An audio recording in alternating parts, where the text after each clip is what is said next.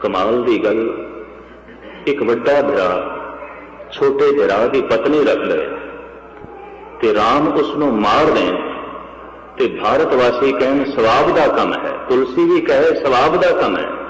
ते जब हिंदुस्तान दीयां बच्चियां गजनी के बाजार विच टके टके विकदियां सन, उदों गुरु गोबिंद सिंह जी ने तलवार चुक ली ते तुसीं आखो गुरु ही नहीं है, वो अवतार ही नहीं है। एहसान फरामोशी की इंतहा हो गई, एहसान फरामोशी की हद हो गई। ए विचार सुनांदे होया मैनू अपना एक बचपना याद आया। मैं खालसा स्कूल का विद्यार्थी सी ते उत्थे साडे एक ज्ञानी टीचर सन, सानू गुरबाणी का पाठ सिखाते सन। ज्ञानी हरि सिंह जी चंगी तरह मैनू याद आया। पाठ पढ़ाते हुए उन्होंने एक दिन अपनी आप बीती सुनाई। फ्रंटियर के इलाके डिस्ट्रिक्ट बन्नू तो थोड़ी जी दूरी ते एक पाला चनार का इलाका है। लोकी अक्सर गर्मियों के दिनों उत्थे जाते सन, ठंडा इलाका होने करके। ज्ञानी हरि सिंह जी कहना मैं भी चला गया गर्मियों की छुट्टियां, 2 महीने दी छुट्टियां। झील सरोवर वगदे हुए झरने उत्थे आम ने। कहते एक सज्जन ते उसका छोटा जिहा बच्चा किसी सरोवर विच नहा रहे सन। नहांदियां नहांदियां बच्चा किधरे गहरे पानी च चला गया, डुबन लगा। ते प्यो ने शोर मचाया भी बचाओ मेरे बच्चे नूं, बच्चा गया, आप तैरना जानता नहीं सी। दूरों कोई गालबन चीनी नस्ल का सिया टूरिस्ट उत्ते घूम रहा सी। कैमरा उसके कोल फोटोआं उठियों लै रहा सी। उन्हें देखा बच्चा डुबे है और डुबन लगा, उन्हें भज के छाल मार दी ते डुबदे हुए बच्चे को कढ़ के लिया। प्यो ने अपने बच्चे को गल नाल लाया, छेती छेती उन्होंने कपड़े पवा के चल गया। ज्ञानी हरि सिंह कहते ने एक करिश्मा, एक गल, एक परोपकार का वो दृश्य उस सियाह का मैं अपनी अखां नाल वेखिया। पर उसके चेहरे पर परेशानी बड़ी सी, इन्ना पुण्य का काम करके बेचैन हो गया सी। कपड़े उसके भिज गए और कुछ भी उसने देरी नहीं की थी। ज्ञानी हरि सिंह कहते मैं जब जाके पूछया भी तू इतना बड़ा काम किया है तो तेनों खुश होना चाहिए, तू मुरझा गया, तू बेचैन हो गया, परेशान हो गया, गल की है? वो आखन लगा साडे देश की सभ्यता है कि किसी का डिगे होया रुमाल भी चुक के दे रही है, वो थैंक्स जरूर करता है, धन्यवाद करता है। ते मैं इतने गहरे पानी च अपनी जिंदगी नूं हथेली ते रख के ये बच्चे नूं कढ़ के लिया, उन्हें मेरी तरफ देखा तक भी नहीं, अपने बच्चे की बांह पकड़ के चला गया। मेरा शुक्रिया ही नहीं, धन्यवाद भी नहीं। ज्ञानी हरि सिंह कहते हैं कि मैं जवाब दिता भी तू एक डुबदा होया बच्चा बचाया, बदले विच तेरा धन्यवाद नहीं होया ते तू दुखी है, बेचैन है। पर यह वो कौम है इसने उन्हों का भी धन्यवाद नहीं किया जिसने इन्हों के बच्चे बचाने की खातर अपने बच्चे खुआ दिते सन। इन्हों का धर्म बचाने की खातर अपना पिता शहीद करा दिता सी, इन्होंने उसका धन्यवाद नहीं किया, तेरा की खाक करनगे। एहसान फरामोशी की इंतहा है। दिल्ली के चांदनी चौक विच कोई अपना खून ना डोलदा हिंदुस्तानियों के मत्थे का तिलक नहीं बनना सी, कोई चलते हुए श्वासों की डोरी ना रोकदा तोड़दा जनेऊ नहीं बनना सी। पर कौन मने? मैं दिल्ली के गांधी ग्राउंड विच स्पष्ट रूप के गुरपुरब सानू नहीं मनाना चाहिए, गुरु तेग बहादुर साहब जी का शहीदी गुरपुरब। ये वो मना जिन्हों के मत्थे ते तिलक है, जिन्होंने जनेऊ पा के रखे है, असी सहयोगी बनीए। मनान ओ क्यों कि इतना वड्डा जोड़ा साका होया कि तिलक जंजूरा खा प्रभता का किनू बड़ो कलू में साका। किसने अपने प्राण दिते, किसने अपना खून डोलिया, मत्थे का तिलक बनया, गले का जनेऊ बनया, उन्होंने पता ही ना हो कि अज के दिन साका की घटिया इस चांदनी चौक में। एहसान फरामोशी की इंतहा नहीं जानी और बदले दे उस इस एहसान नूं करीबन करीबन मैं देखदा मिटाण दी ही कोशिश की जाती है। इत्थे दाद देनी पैगी कुछ लेखकां नूं, खास करके लाला दौलत राय आर्या समाज का यह उग्गा प्रचारक से। ते 1906 दे लाहौर विच इसने एक किताब लिखी सी, उसने बड़ा तहलका मचाया सी। ये फिर दोबारा छपी सी 300 साला गुरु गोबिंद सिंह जी महाराज के प्रकाश उत्सव दे दिल्ली छपी सी। दिल्ली दी सिंह सभावां ने मिल के फिर कोशिश की थी कि छपनी चाहिए। उस किताब विच लाला दौलत राय ने कमाल कर दिता है। वो कहता है रूहे जमीन दे ते अगर कोई अवतार आया है तो सिर्फ गुरु गोबिंद सिंह है। कहता मैं हाँ आर्या समाजी, मेरा इष्ट स्वामी दयानंद है और मैं प्रचार करदा आर्या समाज का, पर मैं मजबूर हाँ इन्ने लफ्ज कहण दे कि रूहे जमीन दे अगर कोई श्रेष्ठ अवतारी कला लैके आया है तो वह गुरु गोबिंद सिंह ने। दिबाचा विच भूमिका विच शब्द लिखता है कि कुदरत की जद सारी सियाणप इकट्ठी हुई, परमात्मा की जद सारी मेहनत इकट्ठी हुई, ते परमात्मा की जद सारी शक्ति का संग्रह होया ते बने गुरु गोबिंद सिंह। वो इंज कहता हे ईश्वर तू ऐसा मनुख भी बना सकदा, ऐसे मनुख की घाड़त भी घड़ सकदा है जिहदी तुलना किसे नाल ना दिती जाए। ये तेरी कारीगरी नूं दात देनी पैंदी है, तेरी सियाणप नूं दात देनी पैंदी है, तेरी बख्शिश नूं दात देनी पैंदी। हुण मेरे जज्बे के तहत ये गल्लां कर देनियां कोई बहुत वड्डी गल नहीं, पर उन्हें दलीलां दित्तियां ने। वो दलीलां मैं तुहाडे सामने रखां, किसी सिख विद्वान के दिमाग च नहीं आईयां, और दात देनी पैगी उसने अपने ढंग नाल एक खोज की। वो कहता जब मैं रामायण की जंग वेखदा बई रामायण की जंग क्यों होई, कहता कारण ने 2 इस्त्रियां और कुछ नहीं। रावण की भैन है स्वरूपनखा। स्वरूपनखा का मतलब है जिहदे नक्श निगार बहुत अच्छे हैं, सुभाव के मुताबिक ते शरीरक क्रिया के मुताबिक पुराने समय च नाम दिते जाते सन।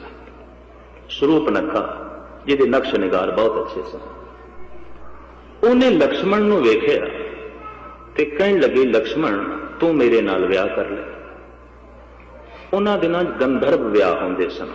स्वयंवर, स्वयंवर के अखरी अर्थ पता, स्वयंवर आप वर चुनना, ਇਹਦਾ होर कोई मतलब नहीं। स्वयंवर स्वयं वर चुनना, आप वर चुनना, ਇਹਦੀ खुल सी समाज ਦੇ ਵਿੱਚ ਉਹਨਾਂ ਦਿਨਾਂ 'ਚ हिंदुस्तान ਦੇ ਵਿੱਚ।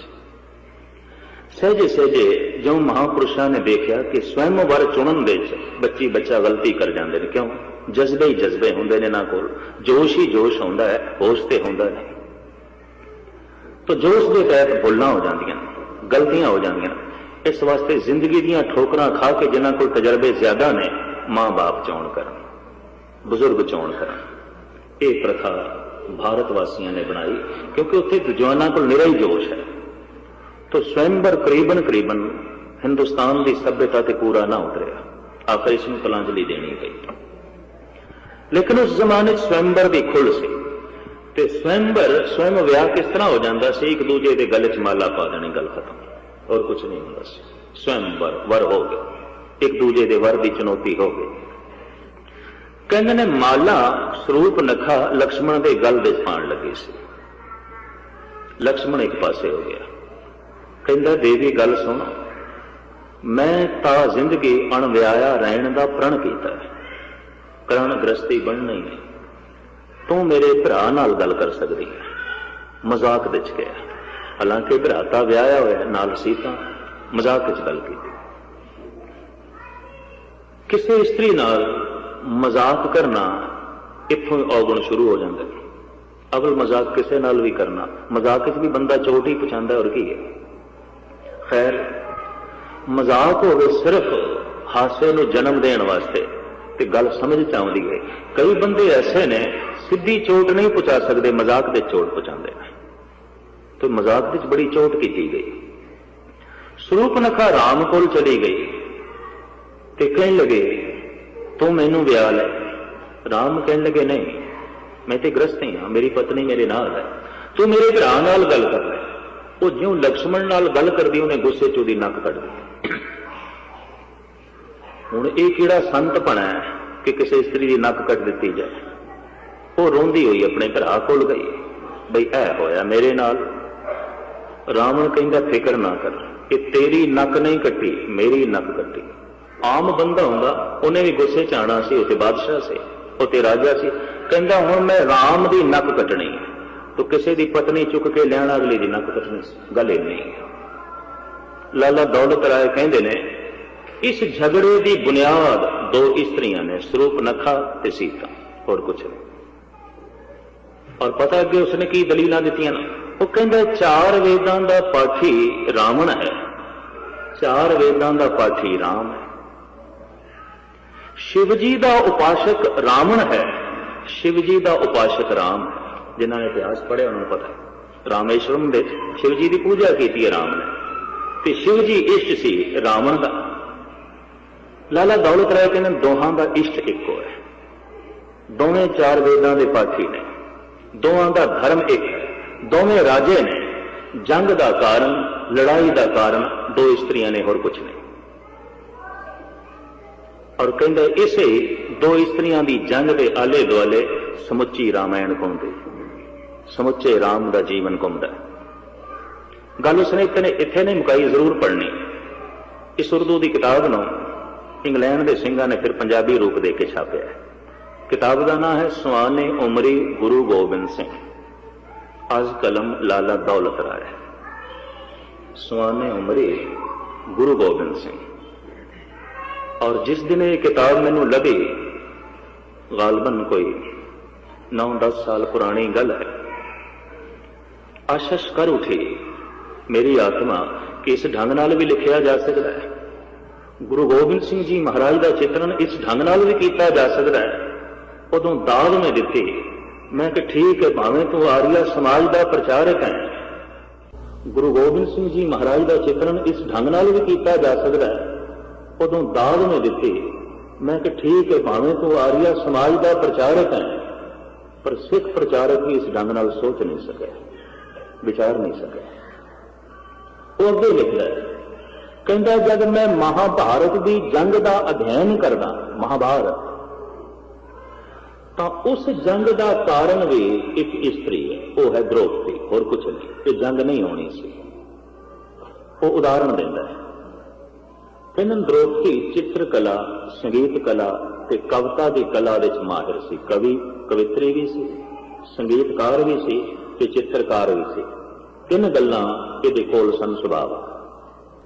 पांडुआं ने नवां महल बनाया बड़ा खूबसूरत, ते दावत दिती कौरवां नूं भी तुसीं साडे घर आओ ते भोजन छको। आले दुआले दे ऋषि मुनि, जागीरदार, धनाड़, राजकुमार, राजियां नूं दावत दिती गई महल दे विच। दुर्योधन भी बन ठण के आया, ते जिहड़ी द्रौपदी सी उसने घर नूं सजाया बड़ा, जमीन दे उत्ते इस ढंग दे रंग बिखेर दिते, जमीन सरोवर लगदी सी। अगे बने हुए सरोवर सी, उहदे उत्ते इस ढंग दा रंग पा दिता, जमीन लगे। चित्रकार बड़ी सी, पानी दे विच बेल बूटे बना दिते, ते जमीन दे उत्ते सरोवर बना दिता। अखां नूं धोखा लगे, इस ढंग दा बनाया। कहंदे जो दुर्योधन आया ना, ते रस्ते च पानी देख के, हुण पानी है नहीं सी, रंग सी, उन्हें संभल के पैर रखा, कि ज्यों देखदा पैरां नाल रंग लग गया कि सरोवर नहीं है, निश्चिंत होकर चलन लग पे। अगे पानी दे उत्ते इस ढंग दे बेल बूटे बनाए गए सन, जमीन लगदी सी, ज्यों उसने पैर रखा तो डुब गया। वो जिहड़ी चित्रकारी सारे दिन च कीती सी ना, वो सारी खराब हो गई, ते द्रौपदी औखी हो गई। वो कहण लगी अंधे दा अंधा ही है। दुर्योधन का पिता अंधा सी, धरतराष्ट्र नेत्रहीन सी, अंधा सी। कहण लगी ये अंधे दा कंबख्त अंधा ही है। हुण ये बचन चोट कर गए, कौड़े सन। ठीक है, प्यो अंधा जरूर सी, पर गल इतनी कुड़क सी, हिरदे चोट कर गई। दुर्योधन ने उत्थे भोजन नहीं छकिया, महफिल विच नहीं बैठा। कहने लगा द्रौपदी मैं हुण तैनूं दसांगा कि अंधे दा अंधा की करदा। इन्नी गल कह के चला। कुछ मुद्दत बाद ਉਹਨੇ ਪਾਂਡਵਾਂ ਨੂੰ ਜੂਆ ਖੇਡਣ ਤੇ ਮਜਬੂਰ ਕਰ ਦਿੱਤਾ। ਤੇ ਮੈਂ ਭਾਰਤ ਦੇ ਬ੍ਰਾਹਮਣਾਂ ਕੋਲ ਪੁੱਛਦਾ ਹੁੰਨਾ, ਬਾਹਰ ਵੀ ਕਦੀ ਕੋਈ ਹਿੰਦੂ ਜਗਤ ਦਾ ਆਲਮ ਮਿਲ ਜਾਏ ਜ਼ਰੂਰ ਪੁੱਛੀਦਾ ਵੀ ਤੁਸੀਂ ਕਹਿੰਦੇ ਹੋ ਯੁਧਿਸ਼ਟਰ ਹੈ ਧਰਮ ਪੁੱਤਰ, ਤੇ ਤੁਹਾਡਾ ਧਰਮ ਪੁੱਤਰ ਤੇ ਜੂਆ ਪਿਆ ਖੇਡਦਾ। ਪਤਾ ਕੀ ਜਵਾਬ ਦੇਣਾ? ਉਹ ਤੇ ਜੀ ਦੁਰਯੋਧਨ ਨੇ ਮਜਬੂਰ ਕੀਤਾ ਤਾਂ ਜੂਆ ਖੇਡਿਆ, ਹੁਣ ਥੋੜੀ ਗਈ। ਤੇ ਮੈਂ ਕਿਸ ਤਰ੍ਹਾਂ ਤੇ ਕੋਈ ਵੀ ਕਹਿ ਸਕਦਾ ਮੈਂ ਪੀਣੀ ਥੋੜੀ ਸੀ, ਅਗਲੇ ਨੇ ਮਜਬੂਰ ਕੀਤਾ ਤਾਂ ਪੀ ਲਈ। ਮੈਂ ਕਤਲ ਥੋੜੀ ਕਰਨਾ ਸੀ, ਅਗਲੇ ਨੇ ਮਜਬੂਰ ਕੀਤਾ ਤਾਂ ਕਤਲ ਕਰ ਛੱਡਿਆ। ਨਹੀਂ, ਇਹ ਤੇ ਹੁਜਤਾਂ ਨੇ, ਇਹ ਤੇ ਗੱਲਾਂ ਨੇ। ਜਿਹਨੇ ਨਹੀਂ ਜੂਆ ਖੇਡਣਾ, ਦੁਨੀਆ ਦੀ ਕੋਈ ਤਾਕਤ ਉਸਨੂੰ ਜੁਆਰੀ ਨਹੀਂ ਬਣਾ ਸਕਦੀ। ਜਿਸਨੇ ਨਹੀਂ ਸ਼ਰਾਬ ਪੀਣੀ, ਖਿਮਾ ਕਰਨੀ, ਦੁਨੀਆ ਦੀ ਕੋਈ ਤਾਕਤ ਉਸਨੂੰ ਸ਼ਰਾਬੀ ਨਹੀਂ ਬਣਾ ਸਕਦੀ। ਖੁਦ ਅੰਦਰ ਜੂਏ ਖੇਡਣ ਦੀ ਜ਼ਰੂਰ ਭਾਵਨਾ ਹੋਵੇਗੀ। ਜਦ ਇਤਨੀ ਗੱਲ ਮੈਂ ਕਹਿਣਾ ਤੇ ਕੌੜੀ ਬਹੁਤ ਲੱਗਦੀ ਉਹਨਾਂ ਨੂੰ। ਕਹਿੰਦੇ ਸਿੱਖ ਪ੍ਰਚਾਰਕ ਤੇ ਇਸ ਤਰ੍ਹਾਂ ਬੋਲਦੇ ਨੇ। ਮੈਂ ਕਹਿੰਦੀ ਤੂੰ ਜਵਾਬ ਦੇ, ਅਸੀਂ ਵਾਪਸ ਲੈ ਲੈਂਦੇ ਆਪਣੇ ਸ਼ਬਦ ਬਚਨ ਵਾਪਸ ਲੈ ਲੈਂਦੇ। ਤੂੰ ਇਸ ਦਾ ਜਵਾਬ ਦੇ ਕਿ ਸੰਤ ਜੂਆ ਖੇਡਦਾ, ਧਰਮ ਪੁੱਤਰ ਜੂਆ ਖੇਡਦਾ। ਤੇ ਜੇ ਧਰਮ ਪੁੱਤਰ ਜੂਆ ਖੇਡਦਾ ਹੈ ਤਾਂ ਅਧਰਮੀ ਕੀ ਕਰਦੇ ਹੋਣਗੇ? ਖੈਰ ਜੂਆ ਖੇਡੇ, ਜੂਏ ਦੇ ਵਿੱਚ ਉਹਨੇ ਧਨ ਹਾਰਿਆ ਕਿ ਜਦ ਸਾਰਾ ਧਨ ਹਾਰ ਗਿਆ ਫਿਰ ਰਾਜ ਪਾਸ਼ ਹਾਰਿਆ। ਜਦ ਰਾਜ ਪਾਸ਼ ਹਾਰ ਗਿਆ ਤੇ ਫਿਰ ਮਹਿਲ ਹਾਰ ਗਿਆ ਜਿਹੜਾ ਨਵਾਂ ਬਣਾਇਆ ਸੀ। ਤੇ ਜਦ ਮਹਿਲ ਹਾਰ ਗਿਆ ਤੇ ਤਨ ਦੇ ਗਹਿਣੇ ਹਾਰ ਗਿਆ ਜਿਹੜੇ ਪਹਿਨੇ ਹੋਏ ਸੰਸਾਰਿਆਂ ਨੇ। ਸਿਰ ਦਾ ਤਾਜ ਹਾਰ ਗਿਆ। ਸਭ ਕੁਝ ਜਦ ਹਾਰ ਗਿਆ ਤੇ ਉੱਠ ਕੇ ਜਾਣ ਲੱਗਿਆ। ਦੁਰਯੋਧਨ ਨੇ ਬਾਂਹ ਪਕੜੀ, ਕਹਿੰਦਾ ਨਹੀਂ, ਕਿੱਥੇ ਜਾਣਾ? ਹੋਰ ਦਾਅ ਤੇ ਲਾ। ਯੁਧਿਸ਼ਟਰ ਕਹਿੰਦਾ ਮੇਰੇ ਕੋਲ ਹੁਣ ਹੋਰ ਕੁਝ ਹੈ ਨਹੀਂ। ਦੁਰਯੋਧਨ ਕਹਿੰਦਾ ਇੱਕ ਕੀਮਤੀ ਚੀਜ਼ ਤੇ ਹੈ, ਉਹ ਤੇ ਤੂੰ ਦਾਅ ਤੇ ਲਾਈ ਨਾ। ਉਹ ਕੀ? ਦ੍ਰੋਪਦੀ, ਉਹਨੂੰ ਵੀ ਲਾ। ਤੇ ਦ੍ਰੋਪਦੀ ਵੀ ਇੱਕ ਚੀਜ਼ ਹੈ ਕਿ ਜਿੱਤੀ ਜਾ ਸਕਦੀ ਹੈ, ਹਾਰੀ ਜਾ ਸਕਦੀ, ਖਰੀਦੀ ਜਾ ਸਕਦੀ ਹੈ, ਵੇਚੀ ਜਾ ਸਕਦੀ ਹੈ। ਇਹ ਧਰਮ ਪੁੱਤਰ ਦੀ ਦ੍ਰਿਸ਼ਟੀ ਹੈ, ਇਹ ਧਰਮ ਪੁੱਤਰ ਦੀ ਨਜ਼ਰ ਹੈ। ਪ੍ਰਾਚੀਨ ਸਮੇਂ ਤੋਂ ਇਸਤਰੀ ਜਗਤ ਨਾਲ ਕੋਈ ਬਹੁਤਾ ਇਨਸਾਫ ਨਹੀਂ ਹੋਇਆ।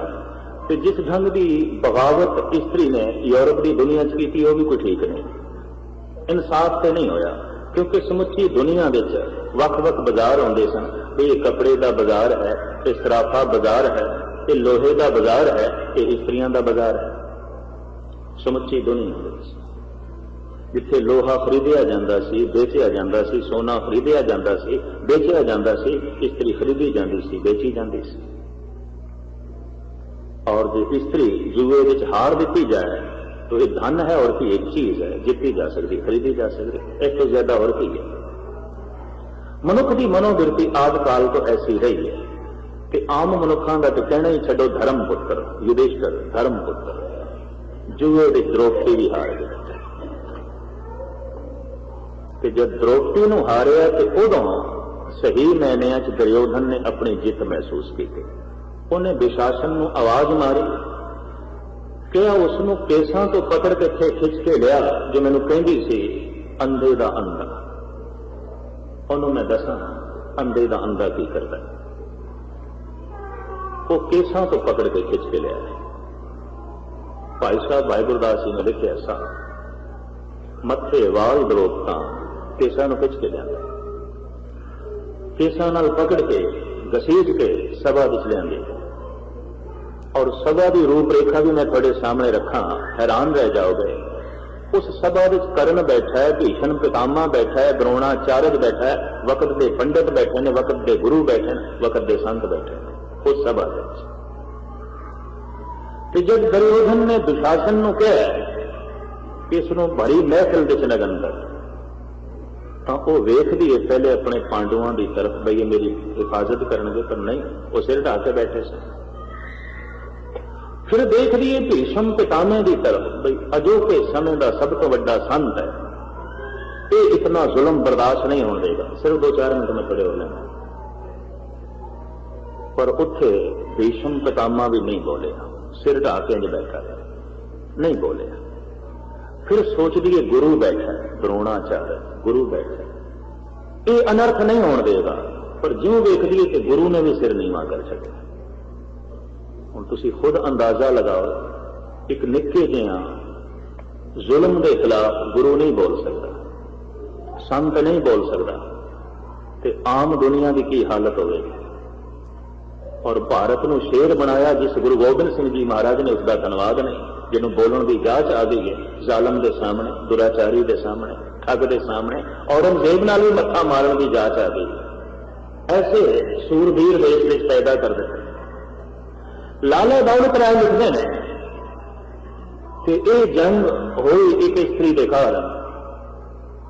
श्री कृष्ण ने बचाया उस वक्त, द्रौपदी का दामन पकड़िया और अनर्थ नहीं होने देता।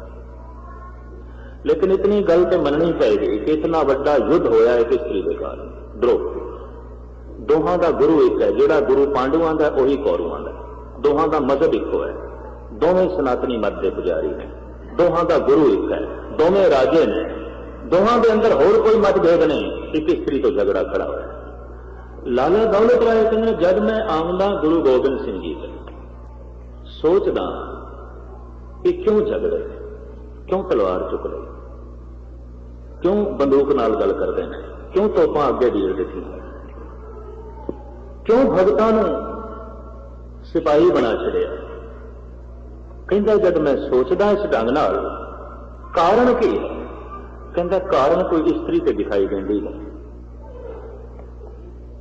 फिर हिंदुस्तान के ऋषि मुनि लिखते हैं कि जर जमीन जोरू ही जंग का कारण हो सकते हैं, और नहीं।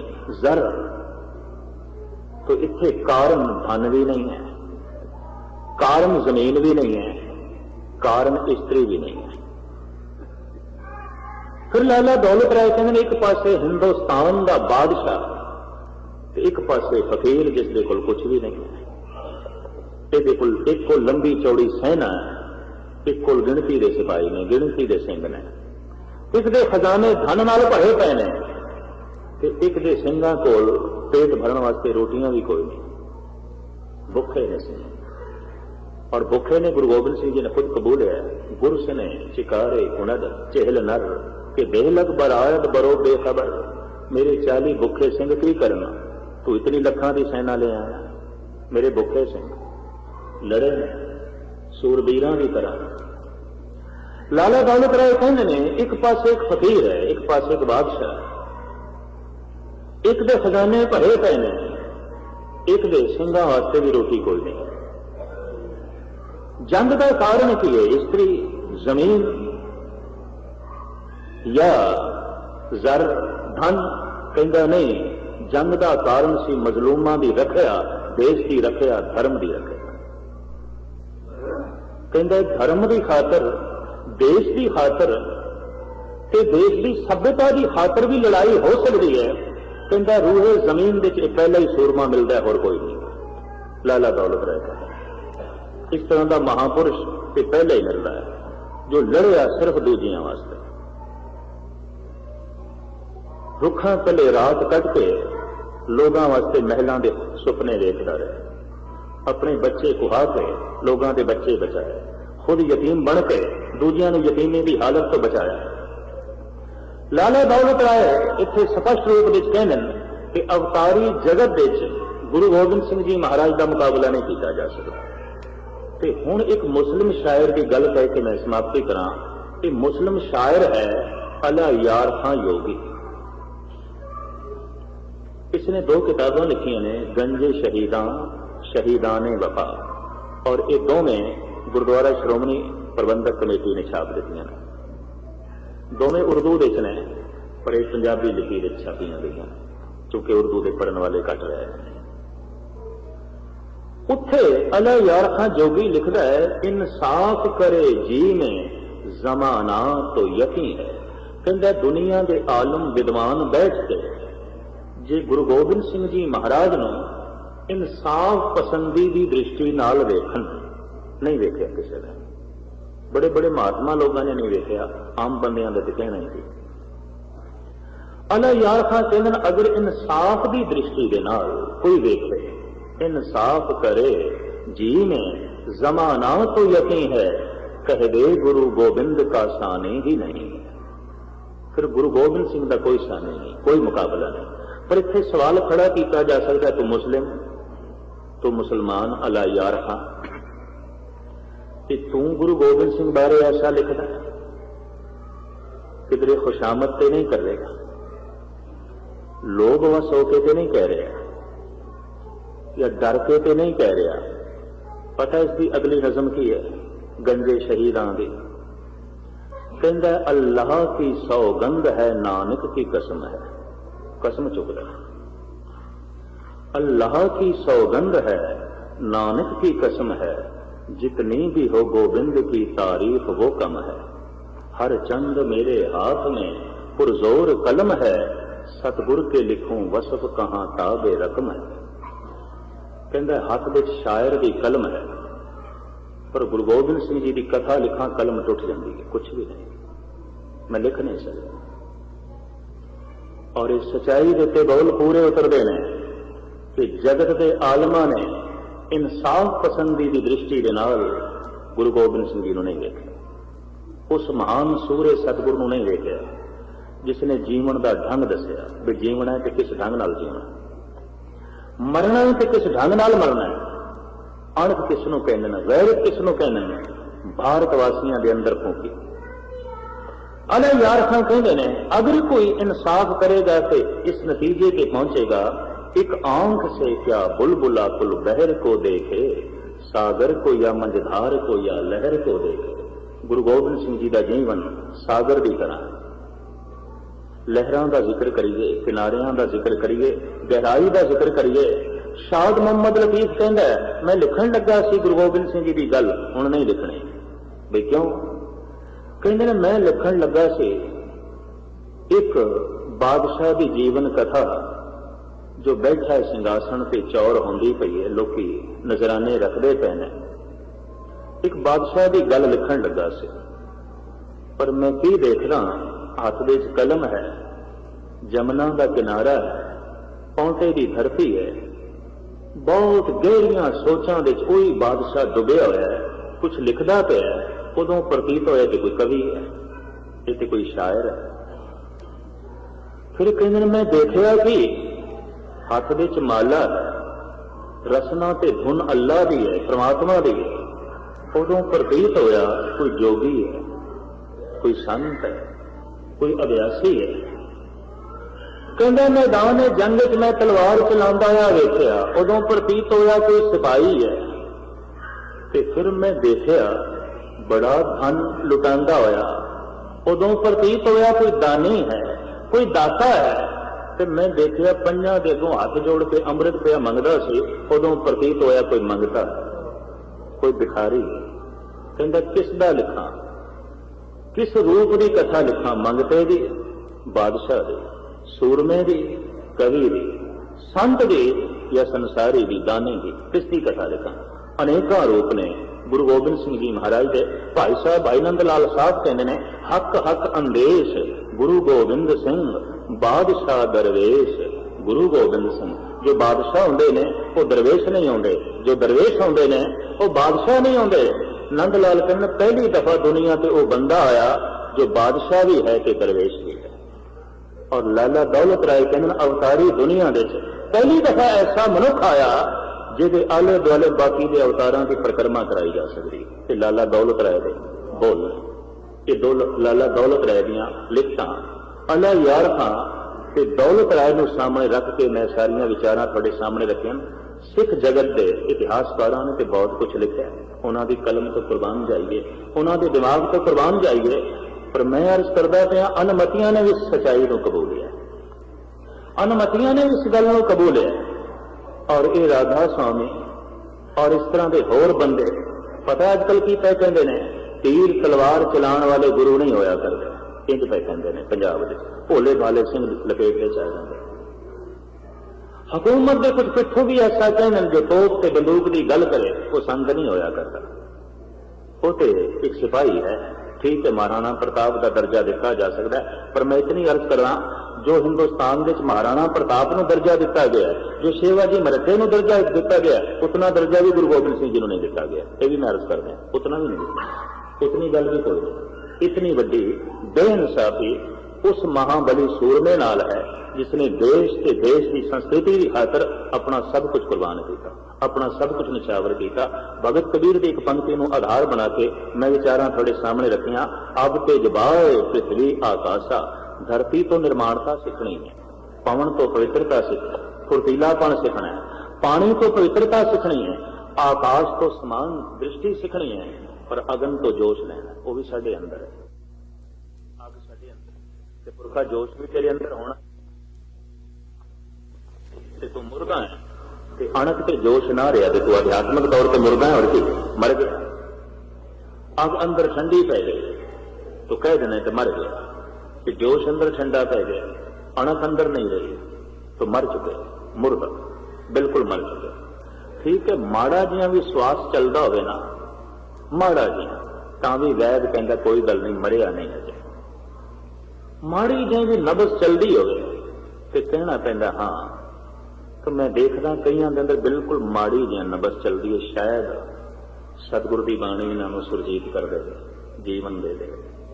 माड़ा जिहा किधरे श्वास लेने पीठ की भर के जिवें मरण के किनारे आउंदा, शायद सतगुरु मेहर करे, बख्शिश करे, श्वास चल पैन, पर गुस्ताखी माफ कुछ बिल्कुल ठंडे पै गए, मुर्दा ही हो गए, कोई श्वास कोई नहीं, कोई नबज नहीं चलती पई। साहब मेहर करन, बख्शिश करन कि श्वास अणक दे चलते रहन, ये गर्मी साडे अंदर बनी रहे, ये जोश साडे अंदर बना रहे। भगत कबीर जी महाराज के ये बोल ने, हालांकि वह संत ने, भगत ने, आपनों पता होवे सिकंदर लोधी नाल टक्कर लई सी कबीर ने बड़ी जबरदस्त, और जेड़े जेड़े इस तरह के हम ख्याल ने उन्हें भगतां की बाणी गुरु ग्रंथ साहब दे च, वरना हजारां भगत होए ने हिंदुस्तान दे च, होर किसी नूं नेड़े नहीं आण दिता गया, इतनी महरज करदे जो गुरु नानक गुरु गोबिंद सिंह जी के विचारां नाल सहमत ने, जो गुरु अर्जन देव जी महाराज की विचारधारा के मालिक ने। भगत कबीर कहते हैं बंदे तू निर्माण जरूर बन, क्योंकि तेरे अंदर धरती है, पर जोश भी चाहिए क्योंकि तेरे अंदर अग है, पवित्रता भी चाहिए क्योंकि तेरे अंदर पानी है, फुर्तीलापन भी चाहिए क्योंकि तेरे अंदर हवा है, पवन है, और समान दृष्टि भी चाहिए क्योंकि तेरे अंदर आकाश तक है, और समान दृष्टि की इंतहा कर दी है गुरु गोबिंद सिंह जी ने। भाई कन्हैया नूं पकड़ के लिया गया और सिख कहते महाराज साडे विच गद्दार है, असी मार मार के गिरांदे हैं, पानी पिला के फिर खड़ा कर देंगे। साहब कहते ऐसा क्यों? कन्हैया कहता पातशाह समान दृष्टि वध गई, हर पासे तू ही दिखाई देना, और की आकाश का तक वध गया। साहबा ने जेब चो मरम की डब्बी कढ़ी, आख्या पुरखा तू मेरा पानी ना पिलाया कर, मरम पट्टी भी करे। रेड क्रॉस के बानी नूं ते असीं दाद दई जांदे हां, पर उसका जिक्र नहीं करते। जिसने कहा कि मैदान जंग इसलिए अगर कोई गिर जाए पानी पिला, मरम पट्टी कर, उसकी कोई गल नहीं करता, संसार में कोई गल नहीं की। खैर साहिब गुरु ग्रंथ साहब जी महाराज मेरा वरतान 5 तत्तां दा जिहड़ा बनया साडा पुतला है, साडे कोल 5 तत्त होवन, ऐसा ना हो कि असीं ठंडे पै जाइए। अग ठंडी पै गई ना तो सब कुछ गया। मुर्दे नूं फिर घर में कोई थां नहीं है, मुर्दे नूं कब्रिस्तान ले जाना पैंदा है, शमशान घाट ले जाना पैंदा है, साड़ना पैंदा है, फूकना पैंदा है। जिहदी अणख ही मर गई, जिहदी खुददारी ही मर गई, जो अंदरों ही मर गया, क्षमा करनी फिर उसदे वास्ते कोई थां कोई नहीं, वो तो मुर्दा ही है, वो मरगर घाट ते वो तो जीवदे ही मुर्दा है। एक जीवदे जागदे मनुखां वास्ते घर विच थां आउंदी है, जिन्हां दे अंदर अणख है संसार विच उन्हां वास्ते ही थां है, मुर्दा कौमां वास्ते नहीं, मुर्दा बंदियां वास्ते नहीं। मेरे पातशाह बख्शिश करन ते जोश आपकी झोली च पावन, ताकि जीवन का ढंग सानू आ जाए। बहुत सारा समा मैं थोड़ा लै गया, क्षमा की याचना। और समूह प्रोग्राम जिहड़ा है वो सिकंदर साहब ने तुहानू सरवण करा दिता है। एक हफ्ता मैं थोड़ी हाजिरी भर के मैं इतों फिर रुखसत लेनी है, तो कोई 2 हफ्ते ठहर के मैं वापस चले जाना इंडिया। वो 8 तारीख मंडे तो 14 तारीख तक बड़े चरण लगातार मैं इतने परसांगा। उस दौरान गुरु ग्रंथ साहब जी महाराज का प्रकाश उत्सव मनाया जाएगा। हिंदुस्तान में बड़े बड़े पद्धर से थां से मनाया जाता है। कोशिश करांगा कि उन्होंने दिनों गुरु ग्रंथ साहब जी महाराज की कुछ महानता मैं बड़े सामने सिलसिलावार लड़ीवार रख सका, क्योंकि जिस पातशाह का किसी पुरब मनाना साहिब गुरु ग्रंथ साहब जी महाराज का, जो साडे मौजूदा गुरु ने और जो साडे मौजूदा रहबर ने और जुगो जुग अटल सानू प्रेरणा देने वाले ने, उन्हों का पुरब तुसीं इतने वड्डे धूमधाम नाल मनाना है कि थानू ये बोध हो जाए हर एक नूं कि साडे मौजूदा गुरु गुरु ग्रंथ साहब ने और यही जुगो जुग अटल साडे रहबर ने बड़े उत्साह नाल इस पुरब नूं मनाना है और बड़ी श्रद्धा दे नाल इस पुरब नूं मनाना है। हट भरी फिर तुहाडे दर्शन करांगे। जिंदगी रही और सतगुरु ने बख्शिश की थी, फिर गुरमत दीयां गल्लां तुहाडे सामने रखांगे। समा कुछ ज्यादा हो गया, इस वास्ते मैं हाथ जोड़ के खिमा दा जा चुका। वाहिगुरू जी का खालसा